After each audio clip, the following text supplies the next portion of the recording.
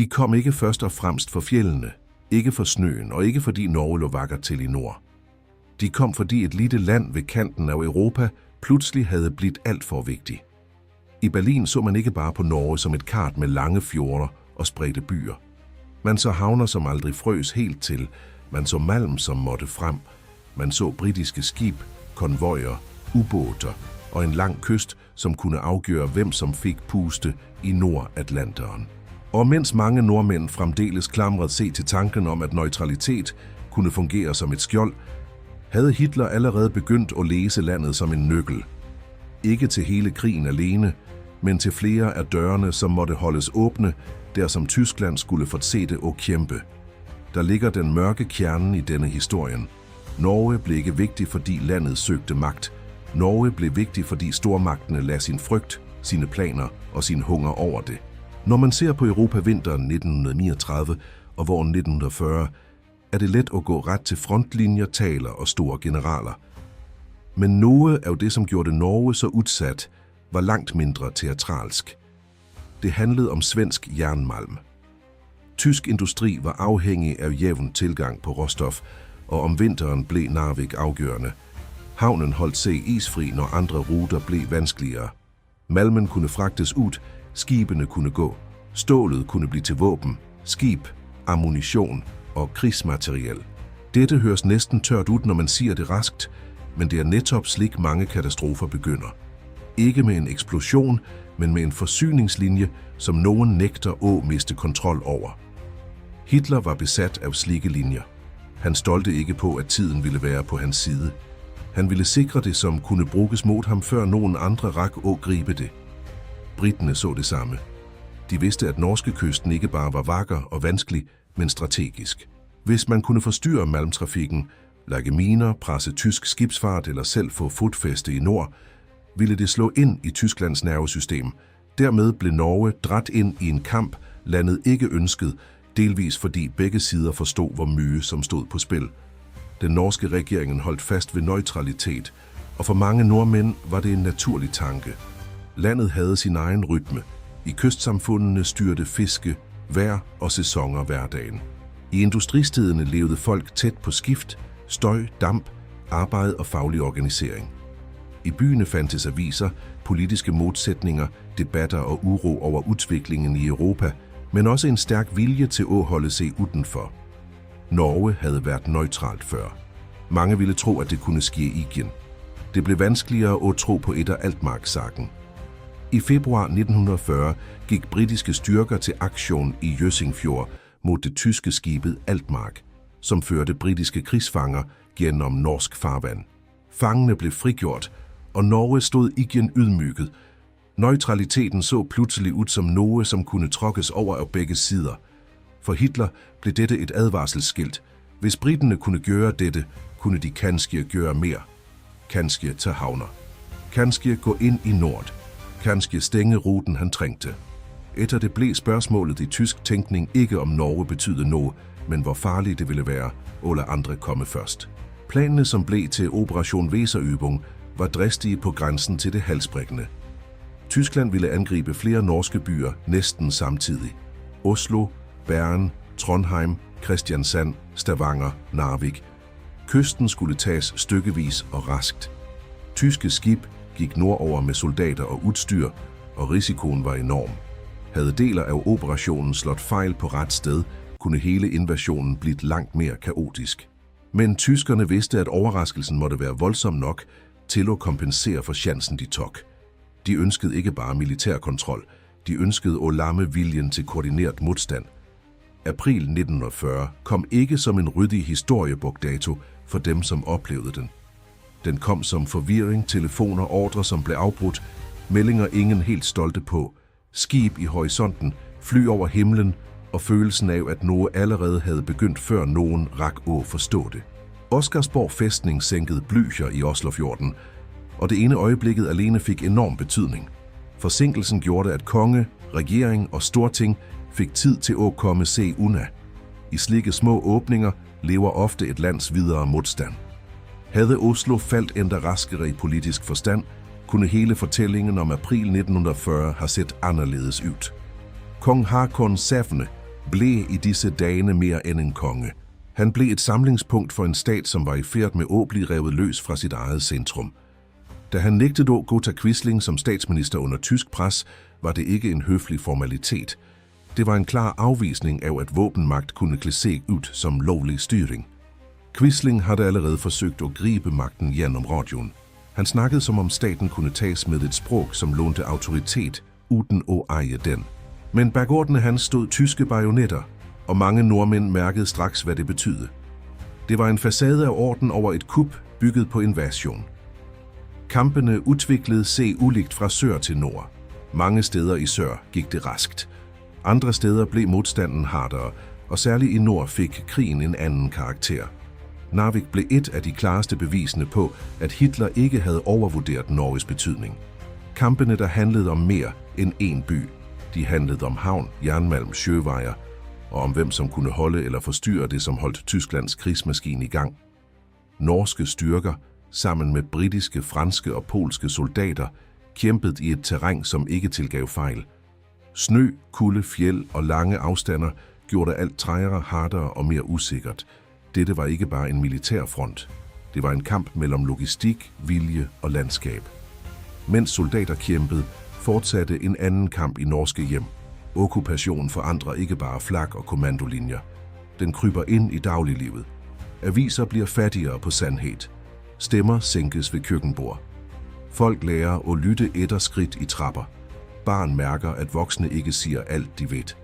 I byerne og industristederne blev denne følelsen særlig tung. Tyske styrker, kontrol, forordninger og censur lader se over hverdagen. I kystsamfundene fortsatte fisket, men under nye blik. I fabrikkerne fortsatte skiftene, men nå med en mørkere undertone. Dette er noget af det, som gør krigsårene vanskelige at forstå, hvis man bare ser på slag og overskrifter. Livet fortsætter. Netop derfor bliver undertrykkelsen så farlig. Den prøver at gøre se normal. Og så kommer spørgsmålet, som skjuler se bak hele denne titlen. Hvorfor var Norge nøglen? Fordi landet bandt sammen flere ting, Hitler ikke havde råd til, og miste på en gang. Narvik og malmtrafikken, den lange kysten og kampen om Atlanterhavet. Muligheden for flypladser, ubåter og marinebaser. Frygten for, at briterne skulle gribe ind først. Og et af hvert også industristeder, som fik betydning langt ud over landets grænser. Hitler så ikke på Norge som en romantisk nordlig udkant. Han så en lås, som måtte beslaglægges, før andre stak hånden ind. Han tog en enorm risiko for at få det til. Det alene siger, hvor vigtigt han mente landet var. Men det findes en anden side af dette, som ofte bliver glemt, når kart og generalstaber får dominere fortællingen. Norge var ikke bare en strategisk gevinst. Det var også et sted fuldt af folk med egne vaner, egne loyaliteter og egne grænser for, hvad de ville bøje sig for. Arbejdere i industribyene, fiskere langs kysten, embedsmænd, lærere, præster, soldater, mødre, barn. Alt det, som kan se uvæsentligt ud på et kart, men som afgør, hvor let et land faktisk lader sig styre. Og i det spændet mellem det Hitler så i Norge og det nordmænd selv levede i, vokser resten af denne historien frem. Hvis invasionen viste, hvorfor Norge var værd at tage, viste okkupationen, hvorfor landet også var vanskeligt at eje. Tyskland havde sikret sig kyst, havner og vigtige knudepunkter, men det betød ikke, at kontrollen var enkel. Tværtimod. Norge blev raskt et okkuperet land, der militær, økonomisk og symbolsk magt måtte holdes oppe samtidig. Tyskerne befæstede kysten, byggede ud flypladser, sikrede havner og lagde tung vægt på at gøre landet nyttigt for krigen videre. Kystlinjen var for langt til at føles tryg uden store tiltag. Havet uden for Norge pegte ret ud mod Nordatlanteren, og enhver base, hver flystribe, hvert batteri og hver havn kunne bruges til at styrke presset mod britisk skibsfart og allieret bevægelse. Derfor blev Norge ikke bare okkuperet, det blev omformet til en del af et større krigssystem. Samtidig forsøgte tyskerne at bygge en politisk facade, som kunne give indtryk af orden, samarbejde og en slags ny normalitet. Quisling og National Samling fik sin rolle i dette. De skulle give okkupationen et norsk ansigt. Men den facaden var tynd. Folk så hvad, som lå bag den.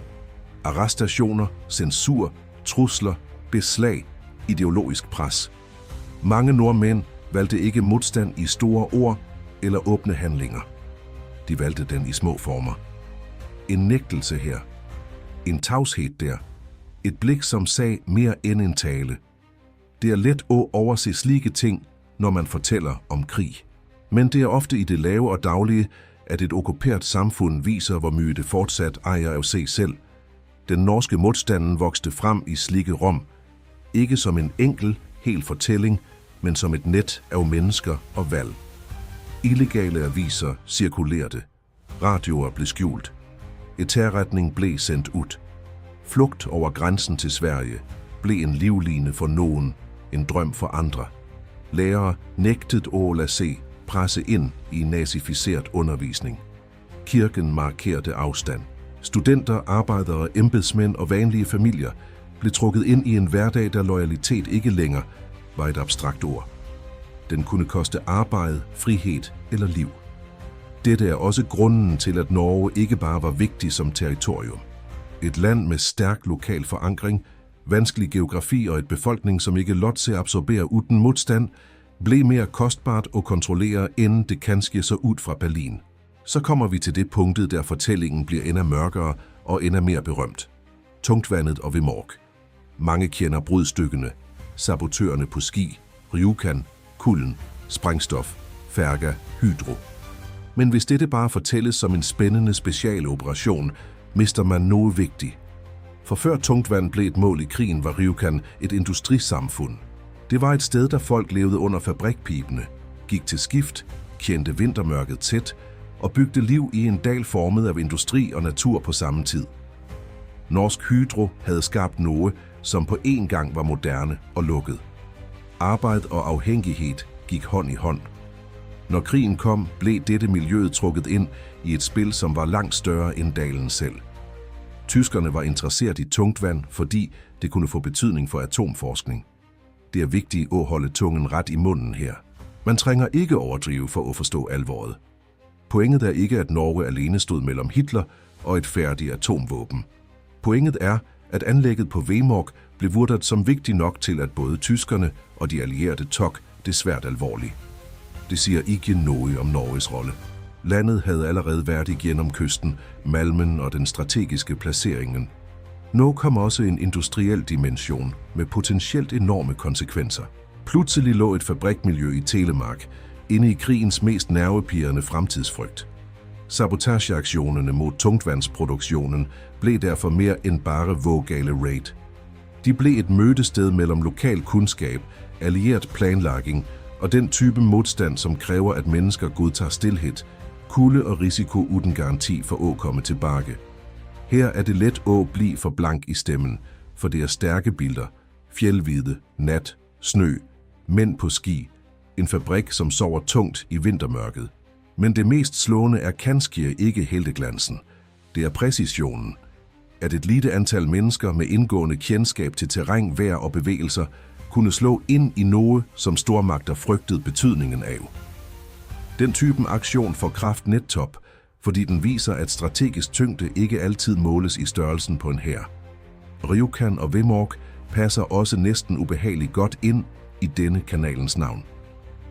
Bag facaden af industriel modernitet lå krig, forskning, overvågning og fare. Bag den norske dalen lå et internationalt kapløb. Bag fabrikkens rutiner lå en skjult betydning, som foruden for de øverste niveauerne fuldt ud forstod, mens det pågik. Og bag de tyske planerne lå den samme grundideen, som allerede havde drevet invasionen. Norge kunne ikke få lov til at være bare se selv der, som landet rummede nogle andre mente de trængte. Mens dette skete, fortsatte tyskerne at bygge sit magtnet over landet. Fæstningsanlæg langs kysten, kontrol over havner, nærvær i byer og tætsteder, overvågning, arrestationer og brug af norsk infrastruktur til tyske formål gjorde, at okkupationen hele tiden mindede om, hvorfor Norge havde været så attraktivt i udgangspunktet. Krigen i nordområdene, søkrigen og den langstrakte geografien gav landet en værdi, som ikke forsvandt efter 1940. Tvært imod, den måtte holdes, forsvars, udnyttes. Derfor blev også belastningen på befolkningen langvarig. Så findes det et mørkere lag, som altid må siges højt, når man fortæller om okkupationen. Jødiske nordmænd blev registreret, udstødt, arresteret og deporteret. Dette er ikke et sidekapitel. Det er en del af selve ansigtet til det systemet, som lå bag invasionen og bag facaden af administration og orden. Et land kan være strategisk vigtigt, og samtidig blive et sted, der mennesker bliver taget ud af sine liv, af myndigheder og apparater, som kræver lydighed. Her springer historien enhver forestilling om, at dette bare handlede om malm, kyst og baser. Det handlede også om, hvad slags magt nazismen var, og hvad den gjorde, når den først fik Rom. Da krigen gik mod slutten, stod Norge igen som et land, som havde været lille i størrelse og stort i betydning. Ikke krigens centrum, men et af de stederne, der flere afgørende interesser mødtes. Malmtrafik, søkontrol, kystforsvar, britisk frygt, tysk risiko, industri, tungtvand, modstand, okkupation. Det er derfor Hitler mente Norge var nøglen. Ikke fordi landet alene kunne afgøre alt, men fordi det lå i skæringspunktet mellem flere ting, han ikke havde råd til at miste. Og det er derfor, Norge fortsat bliver stående som mere end et baktæppe til andres krig. Landet var en aktiv del af stormagtenes regnestykke, og menneskene, som levede der, måtte betale prisen for det. Hvis du har et sted i Norge, som bærer denne historien for dig, en by, en dal, en fjord, en fabrik, en bedsteforældres fortælling eller bare en følelse, du aldrig helt har sluppet, så skriv det gerne. Ikke for at fylde et kommentarfelt for syns skyld, men fordi slike historier gør noget med et Rom. De gør det mere menneskeligt. Kanskje nogen andre kender igen det, du skriver. Kanskje et navn, et sted eller en liten familiehistorie åbner døren til en ny video, vi burde lage her. Det havde været fint at se, hvad denne historien vækker hos dig, ikke bare hvad du mener om den. Hvis du kender, at dette er et sted, du vil komme tilbage til, så bliv gerne med videre. Herinde prøver vi ikke at pynte på fortiden. Vi prøver at se, hvad som faktisk lå bag overflattene, bag symbolene, bag det, som ofte bliver fortalt for glat. Abonner, hvis du vil følge de næste fortællingene. Og hvis det findes et kapitel fra norsk historie, nordisk historie eller krigens år, du vil, at vi skal gå ind i sammen, like det igen. Kanskje bliver netop din historie dit spørgsmål eller dit sted det næste, vi åbner her bag facaden.